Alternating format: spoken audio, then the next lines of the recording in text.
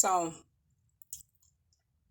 if you're somebody who's high vibrational, you're a chosen one, you're a star seed, indigo child, you have major spiritual importance on this planet.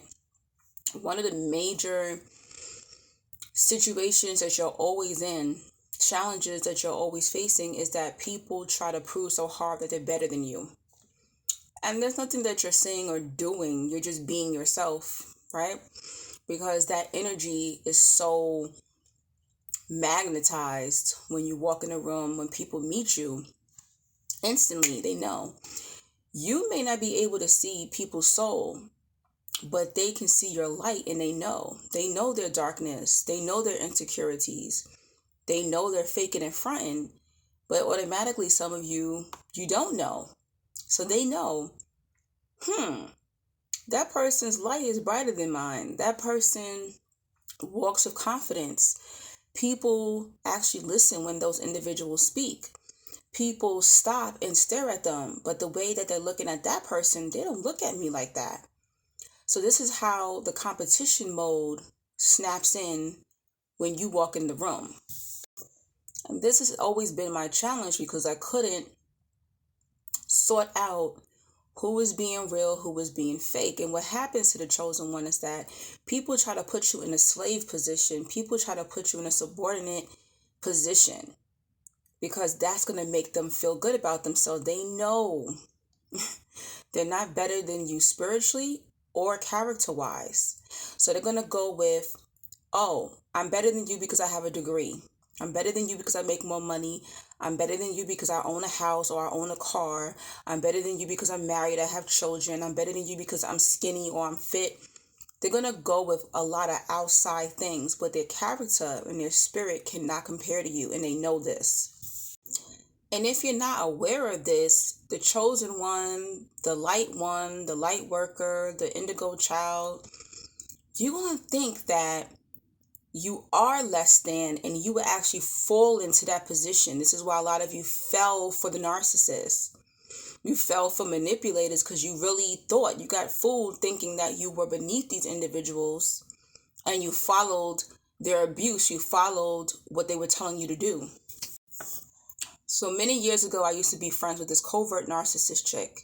I have many videos about her. And I was leaving a job that I hated, and she said, hey, I'm about to give birth to my daughter. When you leave that job, can I hire you as my nanny? And I've done nanny work before, and I made good money. They treated me like a family. They gave me, I don't even drive, okay? They gave me the keys to their car, the second car at their house. I would get paid to sleep over, extra money. I was their emergency contact number. I knew everybody in their family. Like, they treated me like family. They said, eat anything in the fridge, anything in my cabinet, anything you need, just use it, just take it, no problem. That's how I was treated as a nanny. So when I started working for this friend, and me and her 6-7 years deep into the friendship, so I'm like, oh yeah, she's going to treat me very well. No, she didn't. She wouldn't even give me the keys to her house, okay? So if I forgot to bring lunch that day, I would have to literally starve or order food to the house. And this day I was like, nah, I'm not going to pay for any food.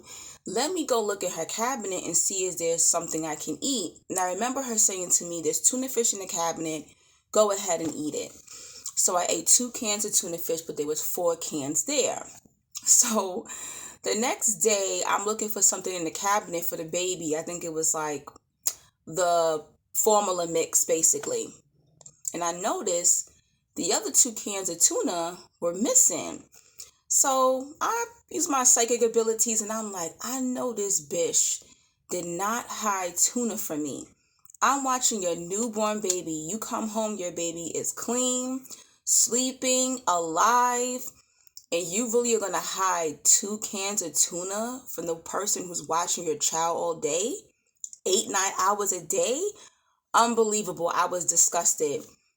So I double check. I look in the garbage can. I see no tuna cans in the garbage can.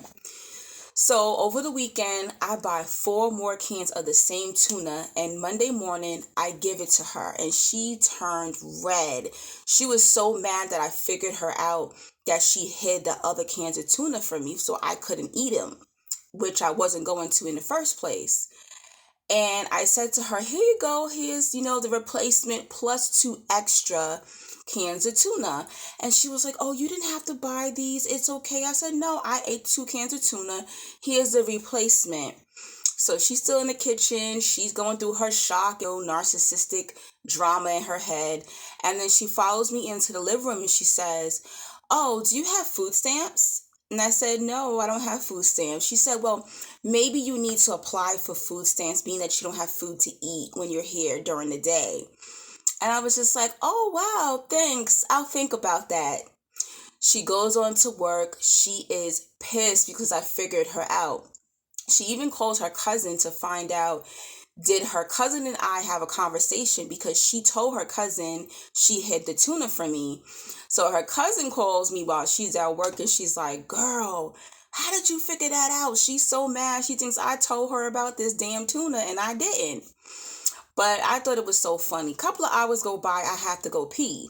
When I go into the bathroom, there is poop on the toilet. And only she could have did it because her man already had went to work early that morning. And I know she used a toilet when she got up to get ready for work. And I laughed so loud. I said, here this girl thinks she better than me. Talking about, do you got food stamps? Only because I ate 2 cans of tuna from her. But she don't even know how to wipe her ass properly. I thought it was the funniest thing. And I was so glad universe showed me that. And I was like, dang, do I embarrass her and tell her there's doo-doo on her toilet?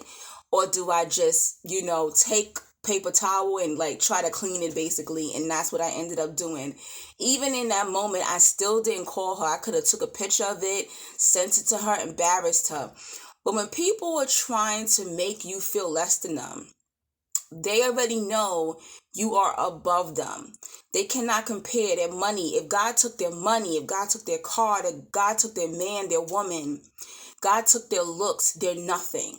And they know this. And this is why they try to make you feel like you're beneath them. So you can be a slave to them. So you can make them feel good, because it's like, man, somebody that I think is better than me, I have them in a slave position.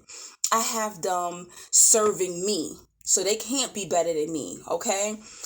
But I just wanted to tell you that story. Anytime you feel like somebody's trying to make you feel less than, understand you already won. Because you're not in that position trying to make anybody feel less than you. They have to be the scum of the earth in order to want to make other people feel bad about themselves. They want other people to see them in a light that they don't exist in. So remember that. Don't ever question yourself. Question, why is this person mistreating me? Why is this person trying to belittle me and project on me? They are already lost.